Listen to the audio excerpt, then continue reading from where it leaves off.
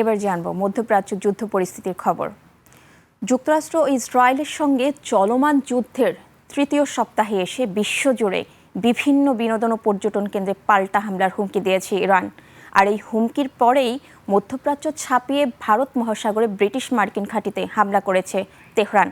আর ইরানের সঙ্গে যুদ্ধবিরতিতে বিন্দুমাত্র আগ্রহ নেই বলে জানিয়েছেন মার্কিন প্রেসিডেন্ট ডোনাল্ড ট্রাম্প। এদিকে যুক্তরাষ্ট্রকে ইরানে হামলায় নিজেদের সামরিক ঘাঁটি ব্যবহারের অনুমতি দিয়েছে যুক্তরাজ্য। বিস্তারিত আফসানা নীলা রিপোর্টে।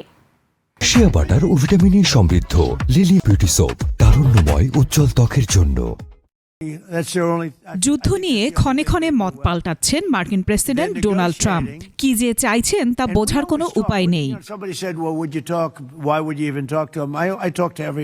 সম্প্রতি বলেছিলেন ইরানে সেনা পাঠাবেন না, পরক্ষণেই জানালেন যুদ্ধবিরতি চান না, খার্গ দ্বীপ দখল কিংবা ধ্বংস করা হবে। জানান প্রয়োজনে পাঠানো হবে স্থলসেনা। এরই মধ্যে মধ্যপ্রাচ্যে উভচর যুদ্ধজাহাজ ও অতিরিক্ত কয়েক হাজার সেনা মোতায়েন করার বার্তাও দিয়েছেন। ইরানের যুদ্ধ পরিস্থিতি নিয়ে নতুন মন্তব্য করে ট্রাম্প জানান, কোনো যুদ্ধবিরতি নয়।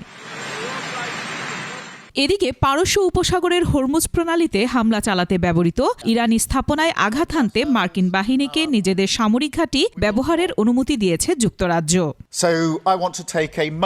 অন্যদিকে ভারত মহাসাগরের দিয়াগো গার্সিয়ায় অবস্থিত যুক্তরাষ্ট্র ও যুক্তরাজ্যের যৌথ সামরিক ঘাঁটিতে ইরান অন্তত দুটি মাধ্যম পাল্লার ব্যালিস্টিক ক্ষেপণাস্ত্র ছুড়েছে বলে এক প্রতিবেদনে জানিয়েছে ওয়াল স্ট্রিট জার্নাল। আর যুদ্ধের তৃতীয় সপ্তাহে এসে বিশ্বজুড়ে বিভিন্ন বিনোদন ও পর্যটন কেন্দ্রে হামলার পরিধি বাড়ানোর হুমকি দিয়েছে ইরান। আর ইরানি ড্রোনের হামলা থেকে গুরুত্বপূর্ণ ও বেসামরিক অবকাঠামো রক্ষায় মধ্যপ্রাচ্যের 5 দেশে ইন্টারসেপ্টর ব্যবস্থা মোতায়েন শুরু করেছে ইউক্রেন।